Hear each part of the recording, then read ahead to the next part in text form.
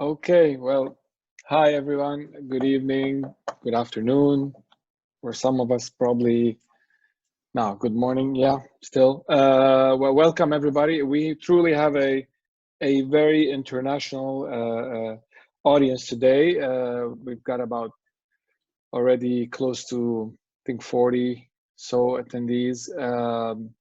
There's people that really reflect the mix of life we have. Obviously, people from Dubai, Singapore, Paris, Geneva, London, New York, DC, Montreal, and I think some people are scattered in Europe as well. Jihan, I hope I didn't miss any of the cities, but this is really a reflection of how global the sort of the life community is, and how sort of international your audience will be today, Caroline. I guess in these challenging times, it's never been more important to have resilience and grit for weathering the storm and emerging from it in the right sort of attitude and with the right goal setting to rebuild and thrive. But what is grit? It's obviously considered to be one of the key ingredients of success, but how gritty are we? If you don't know, you're not alone. Most of us don't know how to identify and cultivate grit. And as a result, we miss out on achieving some of the potential that we could achieve in work and personal life. Now, Caroline Miller is our presenter today. She's a pioneer with her groundbreaking work in the science of goal setting and grit. She's identified the ingredients needed to help not only yourself, but also those around you cultivate more grit for accomplishing goals, to drive happiness and success. She's the author of 7 best-selling books, and her newest, 3 years ago, is Getting Grit. She graduated from Harvard, magna cum laude, and she was one of the first graduates of the University of Pennsylvania's Master of Applied Positive Psychology. That sounds really nice, actually, Caroline. Applied Positive Psychology. Oh, yeah. She's been on international media across the world, BBC, CNN, New York Times.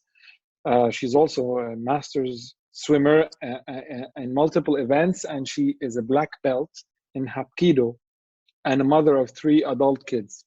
So please join me in welcoming Caroline. Wow. Thank you. Thank you so much. I am not a swimmer at the moment. In fact, I don't think anyone's a swimmer at the moment, but I kind of remember that life I used to live. And I just heard recently the pool I train in here in Washington, D.C., American University, is probably going to be closed right through the end of 2020, which is just stunning. I think so. A lot of us are adapting on the fly to a new way of living, a new way of working, a new way of interacting with our families. I mean, some of it's very good, a lot of it's very difficult, but I'm finding that this work that I have spent the last 15 years really refining in the field of applied positive psychology, which is the study of happiness, but then the application of the research that comes into my field around gratitude and an awe and character strengths and goal setting and resilience, et cetera, et cetera, et cetera. All the things that lead to a flourishing life, which the ancient Greeks would have called a eudaimonic life. It's never been more important right now. So I've been doing a lot of talks in a lot of different settings because people really want to understand what is it that we can do right now, not just theories, but what can we do differently. So the applied part of this work has never been more valuable. So I do want to go to my screen and share it with you so you can see what I'm going to be sharing with you. I only have images for the most part, not text. And I really encourage questions so that if, interrupt me if there's something I'm not explaining well. I'm going to leave time for questions at the end. I have about an hour.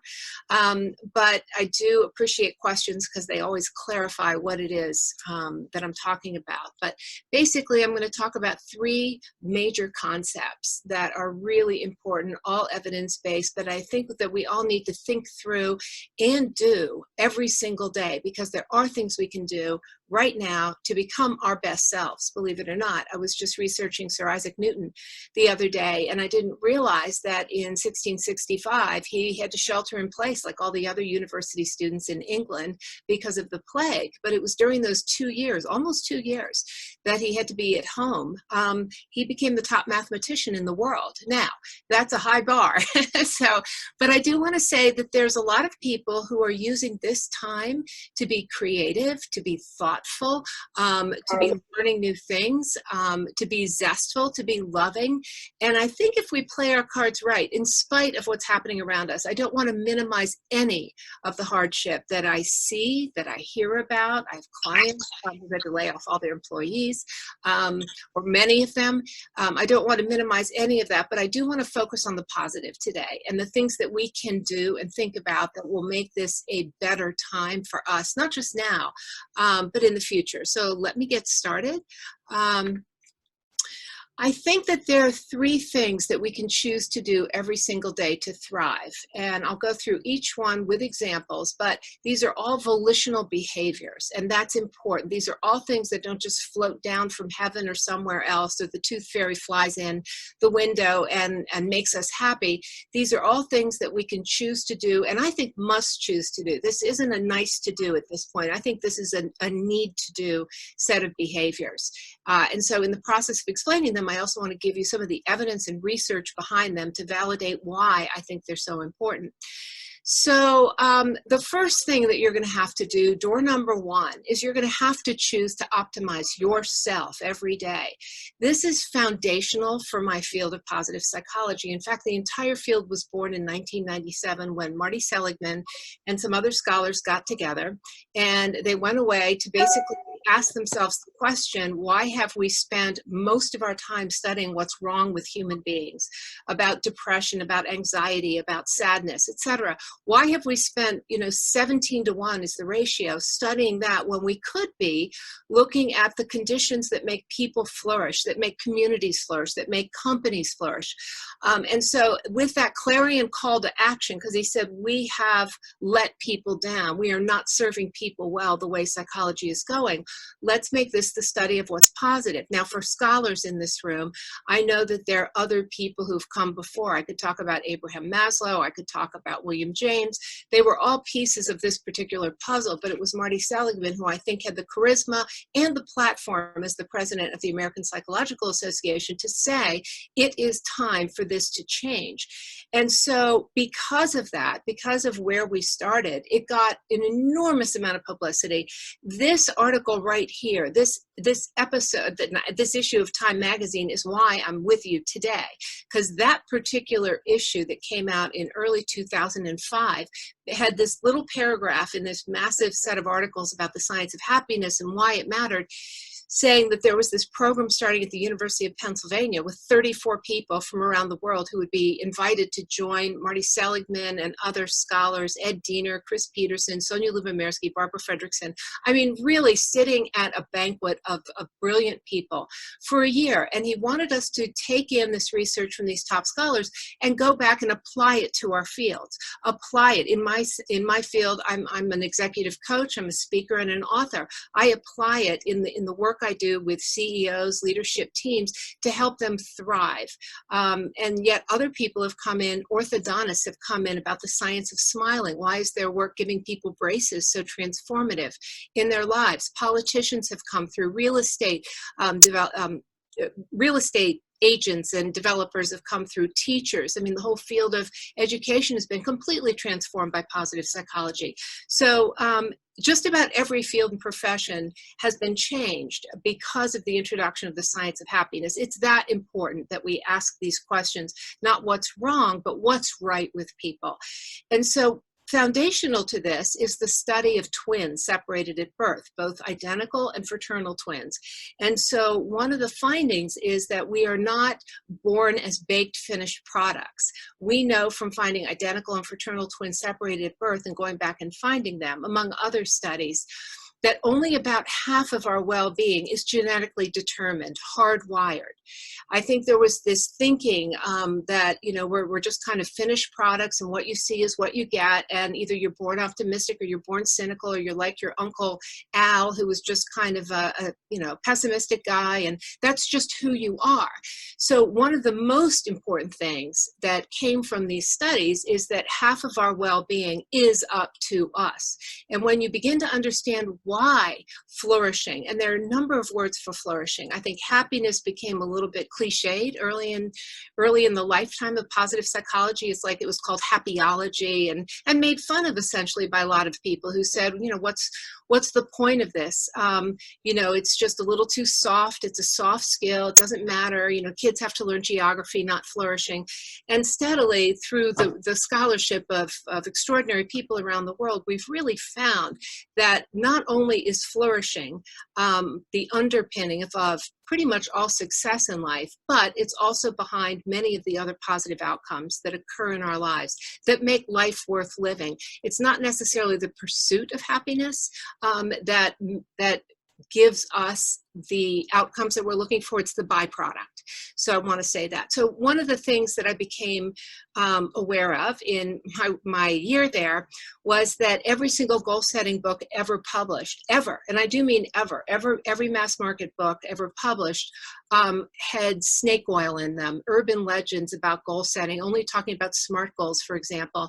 And I was introduced to goal-setting theory in October of 2005, and I think it's not an overstatement to say that it transformed my entire life, because this very seminal, extraordinary, robust finding found that all success in life is preceded by flourishing first, by being happy first. So being a child here in Washington, D.C., highly competitive, going to Harvard, you know, my great uncles were the first siblings to go 1-2 in the Olympics in 1912. I was brought up with the understanding, or the kind of the order, to go out and succeed in whatever I chose, because that's what people do, and that's how they become happy.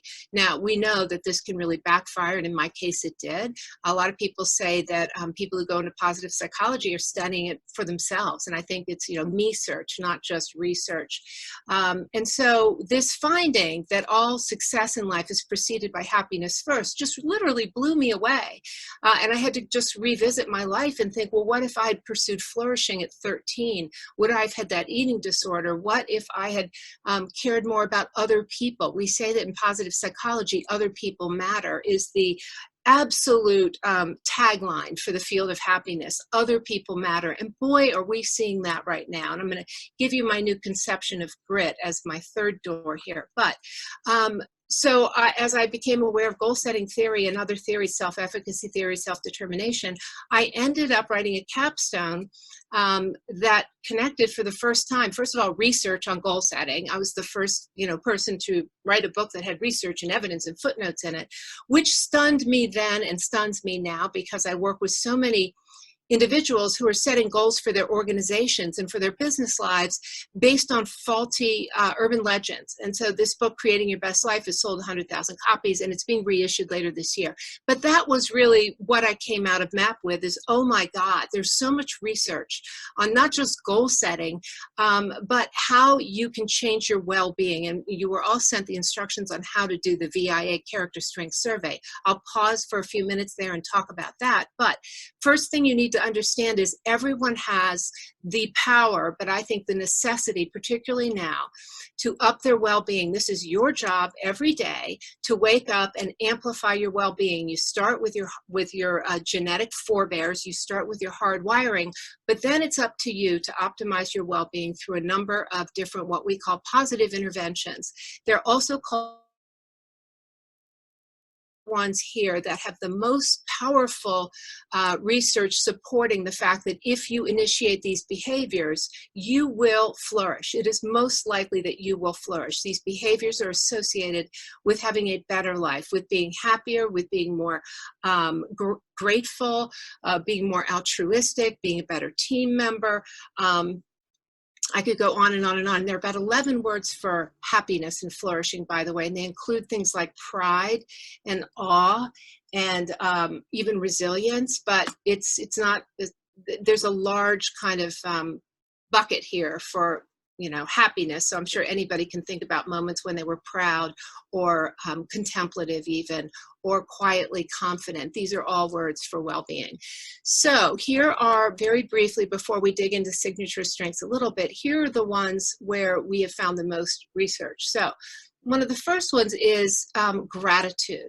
We know that the happiest people are often the most grateful. So right now, when a lot of people are feeling mad, sad, bad, to quote Dr. Seuss, mad, sad, bad, dad, whatever, it's important to look around and find the things you are grateful for, because we know that flourishing people are scanning the world for opportunities to be grateful. They are not scanning the world for opportunities to be ungrateful.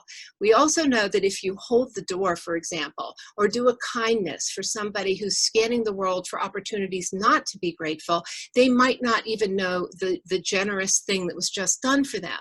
So in your VIA lineup, it's important to know where gratitude is. Now, I'm not going to sit here and say that you should go change all your strengths based on what I'm saying today. Your strengths are at the top. I look at the top 5 to 7 with my clients.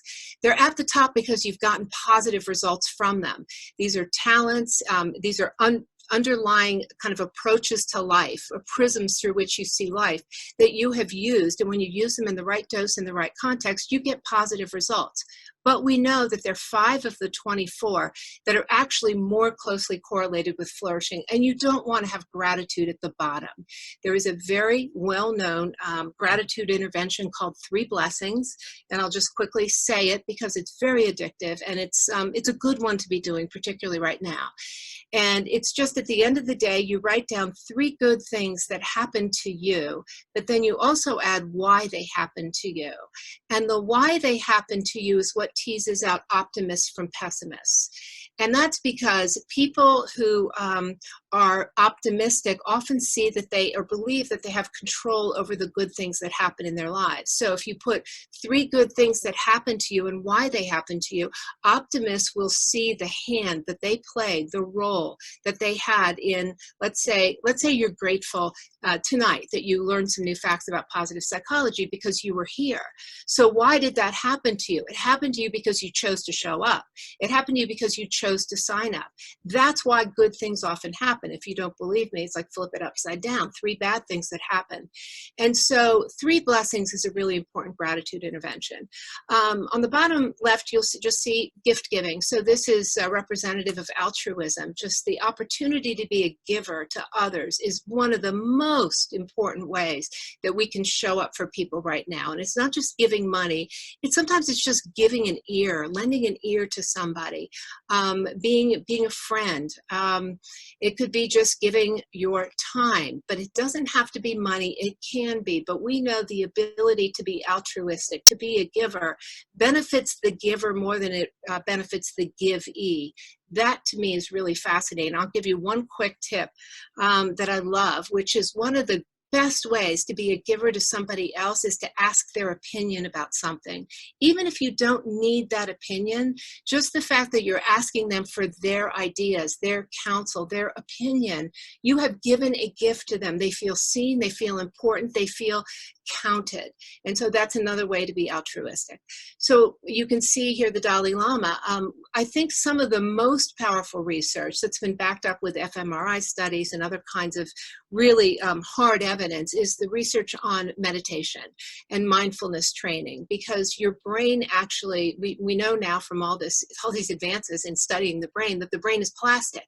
It's not, again, it's not just baked at birth the way we used to think people's personalities were baked at birth. Your brain is elastic, and just the simple act of 8 to 11 minutes of something like loving kindness meditation every day has a tipping point at 6.5 weeks, where people begin to get incredible benefits from interacting with other people. They see the world differently. They have higher amounts of willpower. I mean, the benefits are extraordinary. So if you're going to start somewhere, I really can't not recommend GetSomeHeadspace.com, Calm.com, go to the Insight Meditation community, download some free meditations. But there is a specific kind of meditation that a lot of people in positive psychology have studied and used, and that is loving kindness meditation. And that's where you send love to yourself, which is self-compassion, love to somebody who is easy to love. It could be a pet, it could be a child, but somebody who's easy to love. And then the intention to love somebody who's hard to love, maybe someone who did you wrong. This kind of heart-opening exercise has been found to just have a huge impact on your brain, on the thickening of the neocortex. I think it's the neocortex. I'm not a scientist. But it's just one of these unbelievable silver bullets that you can't look away from once you've looked at the research. Another positive intervention, wise intervention, is journaling. And for those of you who have things like love of learning in your top strengths, I'm going to suggest that you do some journaling prompts as one of the ways to up your well-being.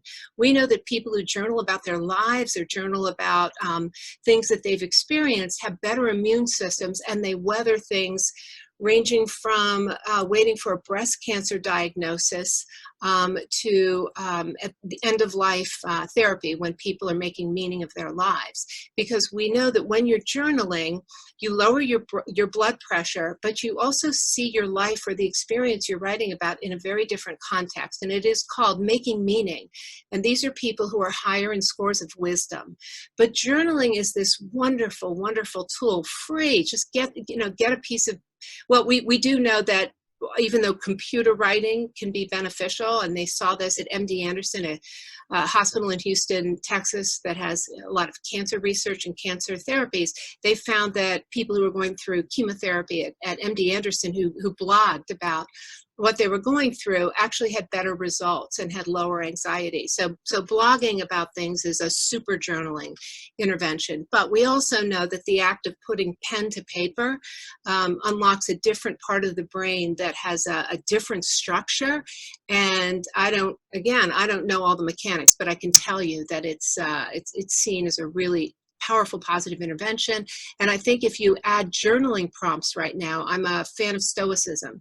And I've been, there's an app called Stoa that I just love because there's journaling prompts that come with it every day. And you can't forget that the questions you ask yourself, the quality of those questions, or the quality of the questions you ask other people, your employees, your family members, it really dictates the quality of answers you get back. So make sure that the questions that you're interacting with yourself in journaling are high quality questions. How and what questions? And then the final one here is, I can't see it, whoops. I think it's, I think it's forgiveness. Let me move this. Yeah, forgiveness. Okay, so forgiveness. So this is a tricky one. That's why it's not the last one, but forgiveness is a little tricky. You don't want to rush forgiveness, but again, it has a lot of benefits. And then finally on this page, exercise. That's kind of a duh finding for a lot of people because we know exercise feels good, but we also now know exactly what happens chemically in the brain, particularly when you do something like interval training. Now, right now, people who are high in zest, for example, this is the ideal time to be doing something, even if you're indoors and you can't go outdoors, which a lot of people can't. I'm fortunate I have a backyard. I have a front yard. Even if the police are going through my neighborhood in Bethesda, Maryland, checking on social distancing and mask wearing, I can do something like the 7-minute workout, which is an app. Many people do the 7-minute workout, but I would really encourage those of you who have not benefited yet from exercise, see this as a time to do something small like the 7-minute workout. But don't do nothing, because this, again, is a period of time when I think you can emerge better and even fitter. So we also know that simply finding out your top character strengths has an impact on people's well-being, not just in the short term, but in the long term. So the simple act of taking the VIA character strength test was an aha moment about who you are. Because if you ask people what their character strengths are, they'll generally tell you things like, oh yeah, I'm a really curious person, or I'm very brave, I'm very courageous. Or I really like to draw. So creativity has to be up there. Well, one of the things we find is that people they're not always able to name their top strengths. Why? Because they take their strengths for granted. It's like having a person in your life you never properly thank or, spend time with because they're always there. You just take them for granted. It could be your mother. I could really speak to that. You can start to take your mother for granted. But we take our top strengths for granted. And so when you take this test, it's important. You have a name. You have named something. And what you might find is that your kindness that you just thought, isn't everyone in the world kind, is actually something that other people don't have at the top. And so I'll quickly tell you the 5 that you want to know where they are. Not that they should always be in your top 5, but you want to know where they are. Zest. Zest is a really important quality because we find that it's so high in children. And when the world begins to beat it out of you and you have to conform and you have to wear black as a woman because nobody wears color. I mean, look behind me. I clearly have zest in my top 5. It's number 3. But people start to actually look at everything in front of you. It's me. I'm pretty consistent. But, it's one of the ways I express my zest. Color makes me happy. Color, gives you energy. But it's one of the things we find in adults. They begin to start dying a little bit while they're alive because they stop being spontaneous. They stop doing April Fool's jokes. They just stop having zest. We know that if you're low in zest, and it really should not be bottom 5 in anybody, anywhere near the age of 50. I mean, spend time with zestful people. And who are zestful people? Children, quite often, who are going around going, what's here for me to learn, et cetera, et cetera. So hope is another strength that's really important. If you're hopeless, that's one of the definitions of being suicidal, that you're the state of being hopeless and without goals. So that's another one. The third one is love and be loved. The ability to not just love other people, but be comfortable being loved back. Just being able to love others is a very controlling strength. So the ability to be loved back is a strength in addition to being able to give and receive. So we know that it's a reciprocal kind of strength. And the 5th one is curiosity. Now, why is curiosity so high? Well, have you ever been at a party with someone who didn't ask you a single question about yourself or who had absolutely no interest in anyone except themselves? We know that curiosity was favored from an evolutionary perspective because people who are curious are out there scanning the environment, learning new things. Learning those new things and knowing what's behind that bush over there is going to be to your benefit. So curiosity, the ability to look outside of yourself and be not just curious about others, but also curious about yourself, but not completely stuck on yourself. So at least know where those 5 are. So one of the things I want to talk to you about, just again briefly, because I wish I had more time, is as you go through this door of upping your flourishing, use your strengths in new and creative ways. And I'll give you some examples because we know that it's not enough to know your strengths. You have to use them in novel ways because that's how you continue to get a bang for the buck. We get stale. It's called being on the hedonic treadmill. Even a good thing, let's say you have a running route that you love and you love it for a year or two, you're going to get stale. The view is going to start to become like wallpaper to you. So people who are high in, let's say, the appreciation of beauty and excellence, you are people who need to see beautiful things. You need to, stop and be able to notice a sunset. If you're a runner, find a new route. People who are high in beauty and excellence can see beauty in other people before they see it in themselves. But we know from research, and I think Google did this, that they found that if they challenged people to use their strengths in new ways, 3 things occur. The first is that you are more successful at your goals. You're more successful because in the process of using them, your best self is probably showing up, not some karaoke version of yourself. Because people who, let's say, are low in humor, who try to be joke tellers, you see, you never feel quite comfortable in their presence. So there's an inauthenticity to people who try to be a strength that's not in their top. So you become more successful, you become more authentic, but you also become happier. And so part of this period where we can't always do what we want to do, I just wrote down a few examples. I mean, for people who are high in curiosity, I would really suggest that you learn something new. Go on Coursera, go to edX, listen to a futurist. One of the best talks I heard this year when I was presenting at a conference was a futurist came after me. And I was riveted by her talk. I'd never heard a futurist. And since then, and I wouldn't have looked it up otherwise, I have to say, but since then I've been been really fascinated by the insights that I heard that day. So curiosity, learn something new every single day. People who have appreciation of beauty and excellence, maybe you're just used to, for example, working with your hands, or, creating. A lot of people are graphic artists, or but they just have a visual sense about life. Find something excellent in somebody else, because the beauty that you see in the world, or in something that's tactile, can also be seen in other people. Zest, try a new exercise. Teamwork, let's say you're high in the strength of teamwork. That's not just at work. You can also create new ways for your family to be a team, and all for one, one for all. Think of new games. I mean, just the novelty coming out of my clients and how they're using this time is absolutely fascinating. Those who are high in teamwork are finding new ways to lead their company, their divisions in different ways, and they're coming up with ways to be more connected.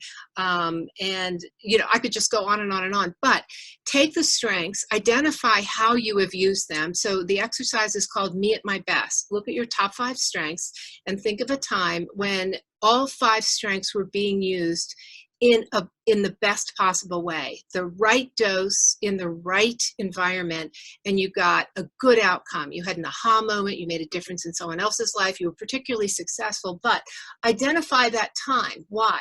Because you have to have a blueprint for when your strengths are being used in the right dose, because there's something that happens to all of us, and that is there are times when you will overuse a top strength without realizing it, because again, we get so many benefits from using our top strengths, but there's also this invisible red line that we all cross at times where we overuse a strength, and that's when it becomes a weakness. So for example, people who are, let's say, high in head strengths like love of learning or judgment and critical thinking, sometimes the overuse of love of learning will lead you to indecision, the inability to be brave and take a risk. There's always one more book to read, one more person to consult before you take action. So there can be a paralysis that can occur. The overuse of beauty and excellence is perfectionism, knowing what excellence is, but thinking, I can't achieve that. You have to know when that's happening. The classic overuse of judgment and critical thinking is being hypercritical of other people as well as yourself, being overly judgmental. But the proper use of judgment and critical thinking is somebody who's able to take vast amounts of data and weigh and measure it, and be able to synthesize a lot and come up with a solution. So there are times when it's great, but the overuse of that, you can imagine. The overuse of honesty, I mean, you can imagine brutal honesty. The overuse of humor, black humor, making fun of people at their expense. So there's a lot of different ways you can look at strengths, use this period of time to get a better sense of who you are at your best. Use this time to figure out when I'm at my best, how are my strengths being used, what people elicit the best from me, and then what people bring out the overuse of my strengths. How can I work with these strengths in new ways to achieve my goals? So that's where we're going to go next. So this is just a high-level view of going through door number 1. You must up your flourishing. You want to be a 7 or an 8 on a scale of 1 to 10. When you're 9s and 10s, you're often losing sight of reality. You don't see the danger. You're just too optimistic. I mean, that's the overuse of hope. You can be too optimistic and not see what's going on around you. So up your well-being, boot yourself up as if you're a computer, and do the things, the interventions that actually bring your best self forward. Do it first thing in the morning throughout the day. It's your job, and other people, it's a gift to other people that your best self shows up. So the next door you have to go through is learning goal setting. And so this is what I presented about when I came to Dubai last year. And I think this is one of the most fundamental things anybody can do starting young in their lives. Here's the other picture that goes with this. You have to learn the difference between what's called performance goals and learning goals. But first of all, you have to have goals. So I've been interviewed by a lot of shows and newspapers and all saying, what's the one tip you can give people? If I have to narrow it down to a tip, it's going to be do hard things, do something hard every day and make it one of your goals, because we have a drive to master our environments. That's self-determination theory. Because at the end of the day, even in the workplace, Teresa Amabile's work at Harvard Business School found that the number one thing people want in the workplace is to know that they made progress on valued goals, and that they had the resources available and the support to accomplish their goals. But this is true of just human beings. You have to understand the difference between a performance goal and a learning goal, and be able to separate your goals out and pursue them differently. So very quickly, the high level of this is that a performance goal is something you've done before. Therefore, you can do a checklist for it. It's something you've accomplished before. You've figured out the best or the fastest way to do it. There's no innovation that's entered your field or this particular goal. So you know how many phone calls it'll take to make a sale, how many yards you have to, or meters you have to swim in a pool to achieve a certain time in a swim meet, for example. But these are things you've done before. And for that reason, you only get, well, you get the best results with performance goals when you set what's called challenging and specific goals. What does that mean? It means outside of your fingertips. If you stretch your fingers out, your arm out, the optimal goal setting condition is always going to be what's called challenging and specific. So there are three kinds of ways to set goals. That's the best. Challenging and specific. So with a performance goal, there's a checklist, and you challenge yourself to do it faster, do it better with more excellence associated with it, do more of it. But you can also set low goals. So let's say a salesperson knows how many sales calls to make, knows how many stores to visit or companies to visit, and their performance actually dictates their bonus, and they want to lowball it. So they'll set low goals. I call them low-hanging fruit goals, because one of the things we know is that when you set low goals, you feel mediocre about yourself, because even if you achieve them, you know you didn't have to do anything very hard. So that's low goals. And then there's no goals, the condition of no goals. And I can't count the number of times people have tried to have the argument with me about, well, Caroline, I just got where I was by not setting goals. I just react. What's wrong with just being? Well, there's a lot wrong with just being. If we don't have a North Star, if we don't have a direction, if we don't have a place where we're going to, if we don't have an ultimate goal, we could end up anywhere. But I think we also become supporting players in other people's lives. And so I think you can either choose to be on stage in your own life, or you can pass out programs for other people. But it is your choice. And so I think the science of goal setting and goal setting theory, which is Locke and Latham, ought to be taught in every school starting young. And I'm amazed by how many companies I go into, and I have to start at the top with, like, how did you set these goals? I don't know, it's 20% more than last year. Well, it's more nuanced than that. So there's performance goals, and then there's learning goals. And learning goals are when you've never done something before. Your company's never done it. You've never turned in a tax return, for example. My example here is, Sir Edmund Hillary and Tenzing Norgay. Climbing Mount Everest. It hadn't been done before. It was a learning goal. Therefore, they couldn't say we're getting to the top by May 1st. They had to say we're going to try to get to base camp today. We're going to try to go to base camp 2. When I was speaking in New Zealand, I went and saw his diary on display in Auckland. And it's just fascinating, because it's like 3 steps up, then 1 step back, and then another couple steps, then all the way back down, and then calling off the climb altogether. Learning goals are when you challenge yourself to find new ways to do things that you've never done before. And this is when it's important to have brainstorming, which I'll get to in the next slide. But the biggest mistakes that people make in their lives, but that also happen in business, are when people make everything a performance goal. And that means it's something your company has never done before, or it's something you've never done before. And you say, I must have this result by this date, but you have not flattened your learning curve. You have not taken the time to figure out, is there a new way to do this? Is there a better way to do this? Who can mentor me? You have to have the humility to reach out and say, I don't know how to do this. Can somebody help me? And so that's why at first a learning goal is called a do your best condition. And in do your best conditions, you can say, I'll be done by June 1st, but it's do your best. If you do the best you can do, if you challenge yourself to learn new ways, as many new ways as possible, or do more betas in the process of flattening your learning curve. It's like, how many have I done by June 1st? And you start there as a benchmark. After learning goals have been experimented with and learning curves are there and people have been brought in to mentor you, or it's something like X, Google X, and it's never been done before, only then can it start to become a performance goal. So I want to say there is something that I see all the time that I think crippled Volkswagen, and this is why the diesel, the emission scandal happened. It's also why Boeing had the 737 MAX, is in learning goal conditions, it's important to have brainstorming, and it's brainstorming across a number of different spheres so that you're getting as many heterogeneous ideas as possible. Too often what you have are people who think the same, look the same educational background, they all know each other, they're all the same color skin, and they're all sitting in a room telling each other how great they are, or there's no innovation to be seen here. Well, I found out that Habsburg jaw, which is this horrible facial deformity that occurred with the Habsburg royal line, where they kept inbreeding to preserve power for 300 years in Europe. They kept inbreeding because they didn't want to bring any new blood in. Finally, the line died out because, I think it's Charles II here, he couldn't even bear an heir. There was no way to even create a child at that point. They were so inbred. And so the Habsburgs died out partly because there was no new blood in that line.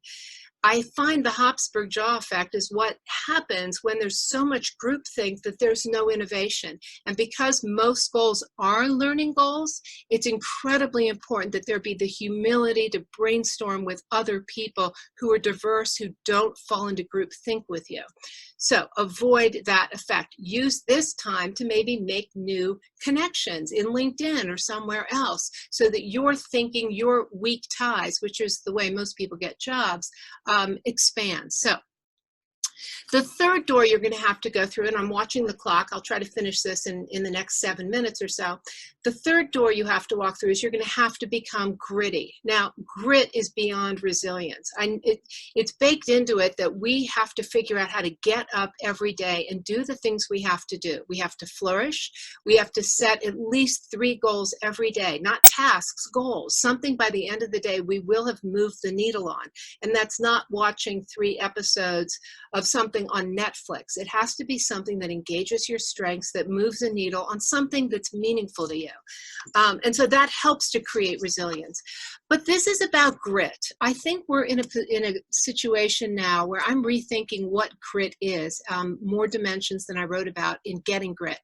But for the purposes of today, I'm just going to say that there's good grit and there's bad grit. Bad grit includes stupid grit, mountain fever or summit fever, where you don't know when to stop. You're missing all the cues that the time to introduce this invention in your company has passed. Again, there's an arrogance to stupid grit, but there is good grit. And the umbrella term for me is authentic grit. And this good grit is when you're doing hard things. You're doing it with passion because it's your goals. Greta Thunberg didn't adopt anyone else's goals when she set out to change climate, create climate change, and sat in front of the Swedish parliament by herself with a sandwich. And it was like the next day that somebody sat down with her and said, tell me why you're sitting here and not in school. I mean, it was her goal. That's how she got going. That's where the passion came from.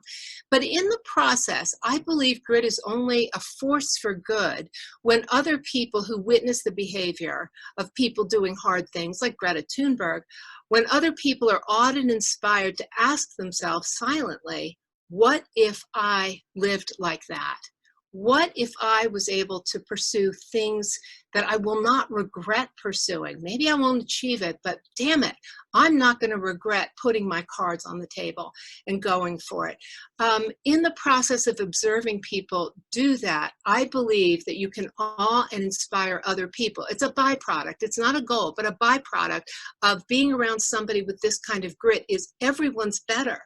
And so my thinking about grit really expanded when I realized that if you bring someone into an organization who has this kind of grit, they don't need a trophy for every single sales call they make. They don't need to have, be patted on the head or be told they're winners when they're not. There's too much of that in the United States. Everyone's a winner. Everyone has trophies. I mean, I think it's starting to change, but still, I mean, it really marked the culture of the millennials, along with other things. It's not their fault. It happened to them.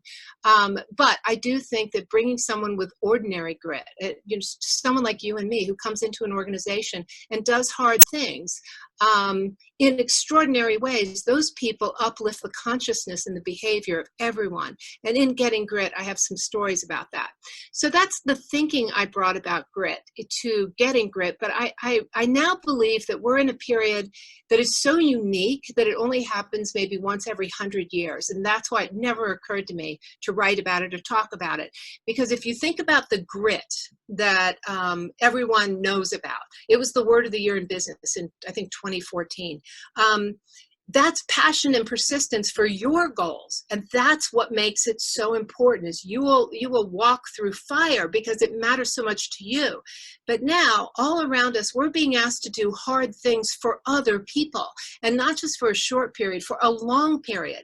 And so what I realized is that this quality of grit is being changed in a specific kind of way, in a specific circumstance. And I believe the ability to adopt compassionate grit, to selflessly pursue hard, meaningful goals, staying at home, not going shopping when you want to, all kinds of things, not even getting your hair done. I mean, how many bad haircuts are we seeing on Zoom right now?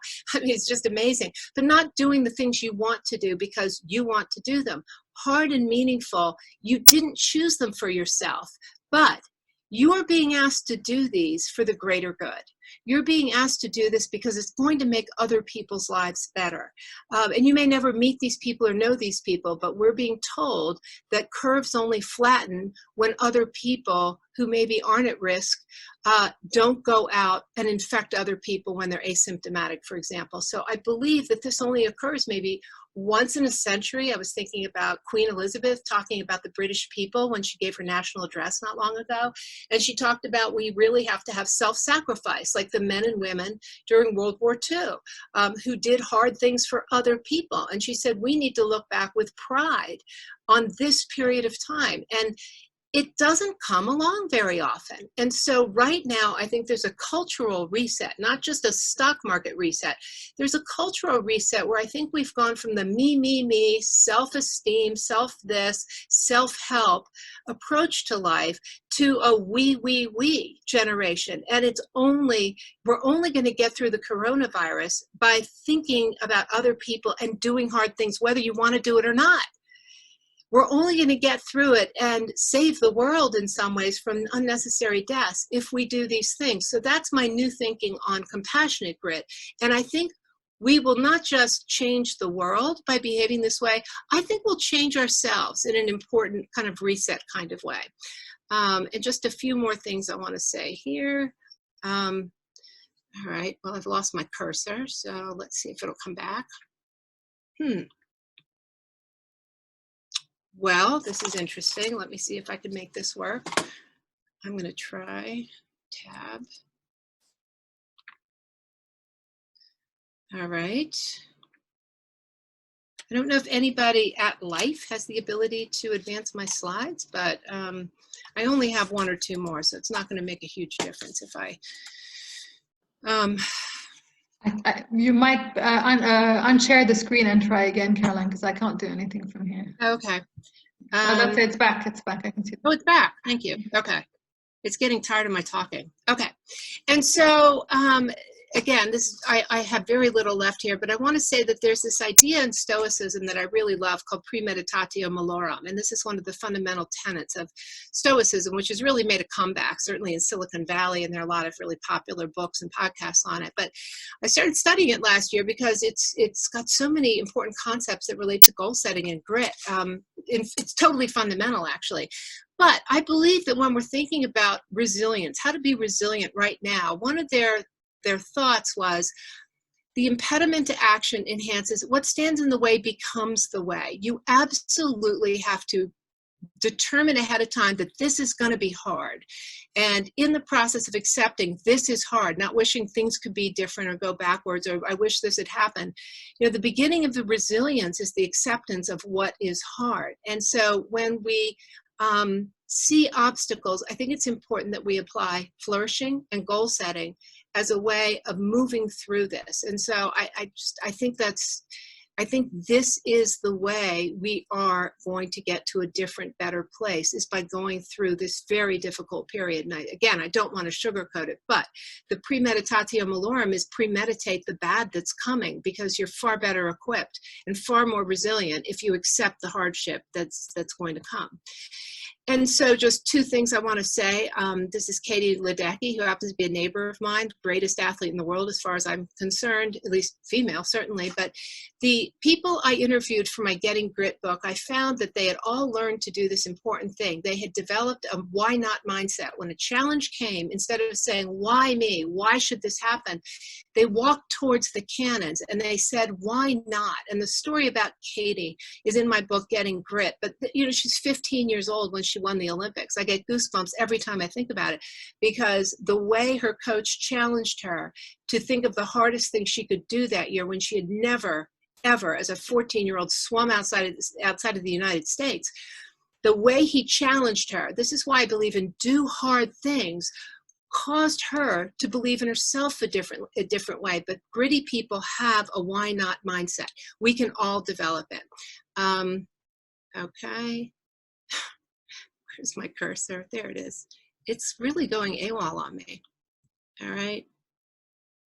All right. I think I'm just going to end, basically, because there's only one or two more slides, and I will end. So I'm just going to go straight to the end here.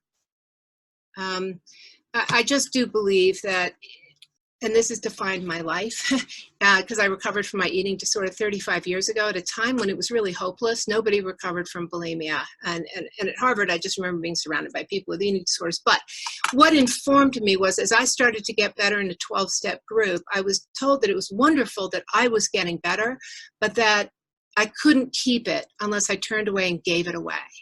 And I think this informs who I am. This is why I'm giving this presentation to life today.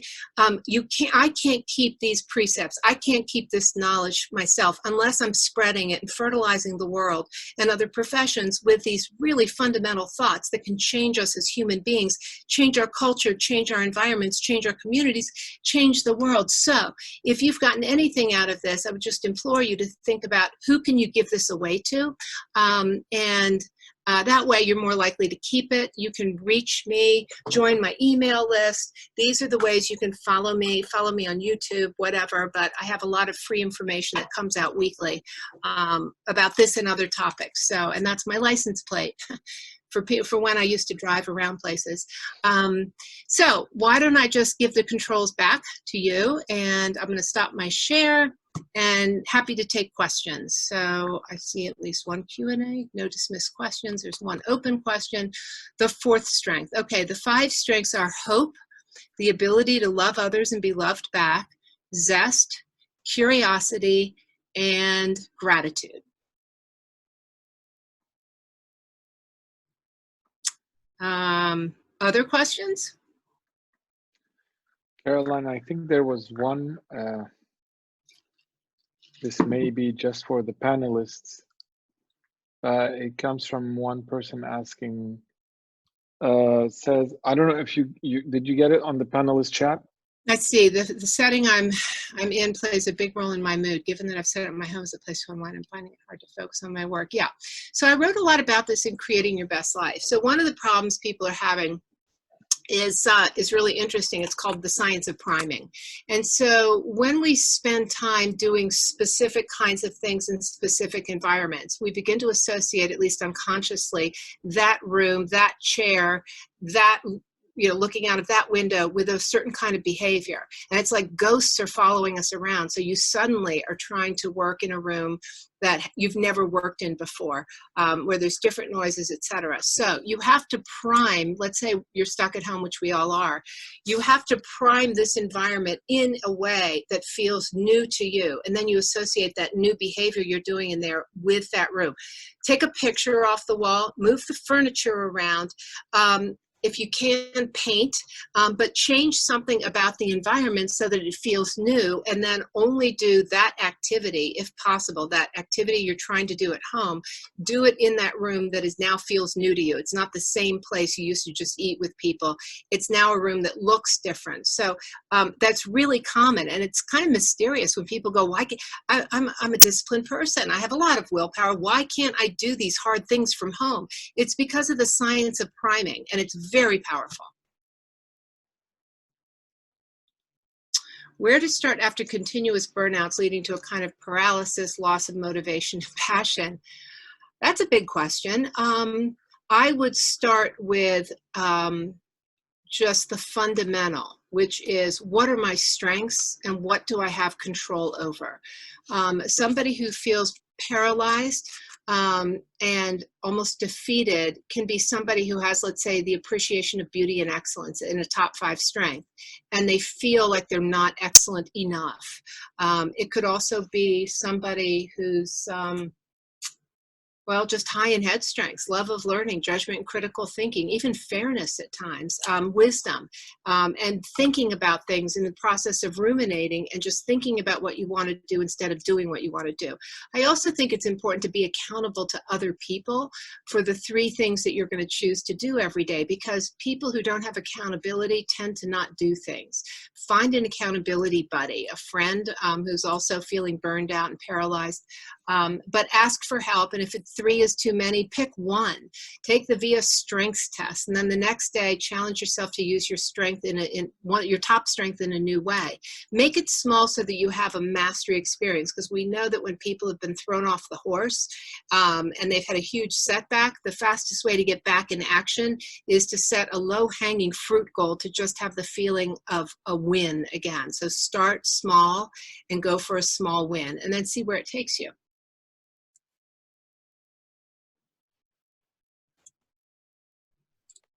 There was one question on, you said that there are 3 ways to set a goal. What are they? Challenging and specific goals, which means outside of your fingertips. You're not 100% sure you can accomplish it, but you know that if you apply yourself, work very hard, give it the necessary focus or the necessary effort in new ways, that you might reach it. So challenging and specific is the best way for both learning and performance goals. The second one is low goals, meaning you don't really have to go too much out of your way to accomplish that goal. You're pretty sure you're going to get there simply because you've done it before. It's not that hard. And then the third condition is no goals. People who set no goals and go, let's just see what happens today, or I just want to be, or some version of that. So those are the 3 approaches to goal setting that we see. Let's see. Caroline, what about the test that you asked us to the VIA character strength test, yes. So everyone should take it. It's a 15-minute test. It's www.viacharacter.org. If you take that test, you'll have really invaluable insights into yourself. Focus on your top 5 to 7. Take a look at what's at the bottom, because it might give you a clue to, let's say you're low in patience and high in bravery. You might be someone who's reckless at times. It'll give you some insight into the fact that you might be overusing a top strength. But take a look at where gratitude, love, hope. People who are low in hope need hope interventions. And on the VIA Character Strength website, there's a lot of research on hope and hope interventions.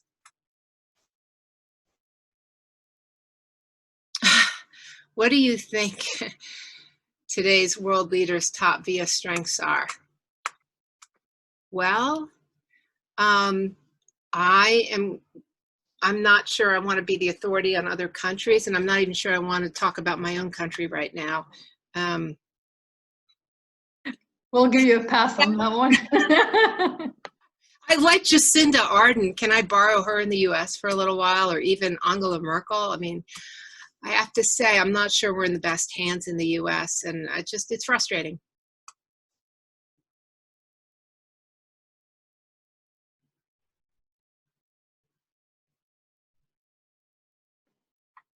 Should we call it a day?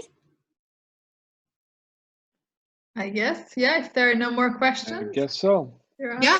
Comfort zone versus grit. How can you develop grit later on when you're in a comfort zone? Again, that's a huge question, but my book, Getting Grit, goes into it chapter by chapter, character strength by character strength, humility, patience, persistence, proper goal setting, accountability, building the right relationships. When you're in a comfort zone, you're not growing, you're not changing, and that's when nothing around you is changing either. Your friends aren't changing. A sure sign that change is afoot is when your friends are changing. And another thing I want to say about strengths before we go here, because I'm going to have a client in half an hour here, is that one sure sign that you have a top strength is when you're offended by its absence in somebody else. And so, for example, people high in honesty are going to be more offended on average by dishonest people. Not that it's not offensive to everyone, but when a top strength is missing in another person, it can often be at the root of why you either don't respect them, don't get along with them, don't understand them, can't work with them. And so it's important to be able to know yourself so that you can then begin to spot other people's strengths and then position yourself in your conversations so that you can see the world they see it, and you can be a joiner, not be a part. But if somebody is missing one of your top strengths, you're just going to find it unfathomable. Like, how could they not come up with 10 different solutions? Where's their creativity? So how do you use this tool with your family, kids? Which tool? The VIA?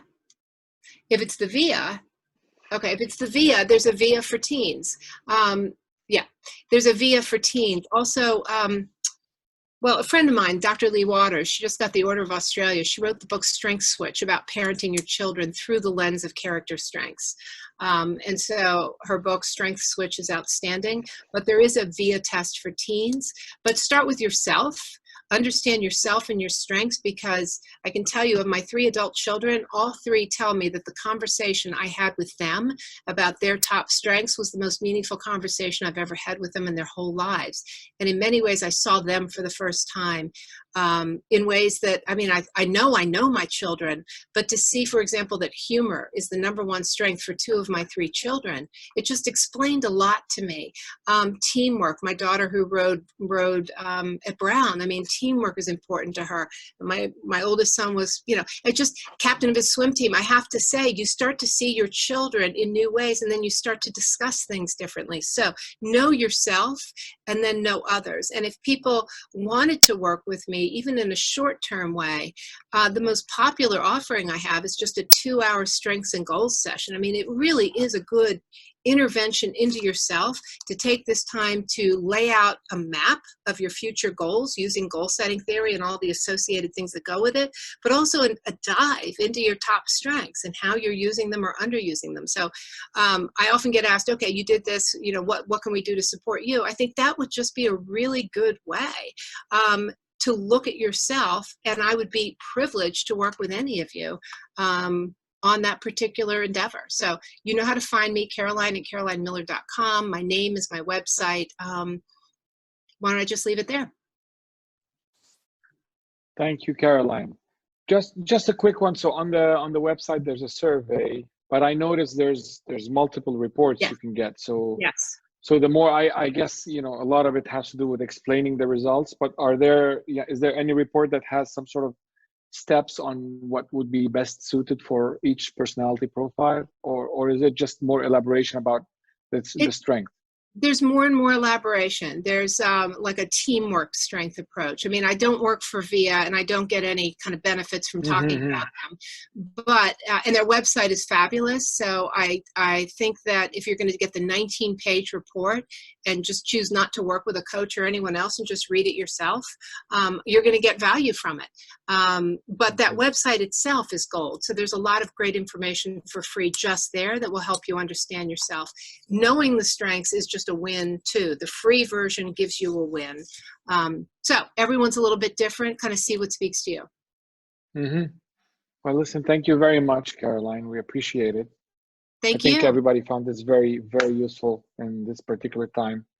And we have a lot of time to reflect on all this. So it's very timely. Thank you.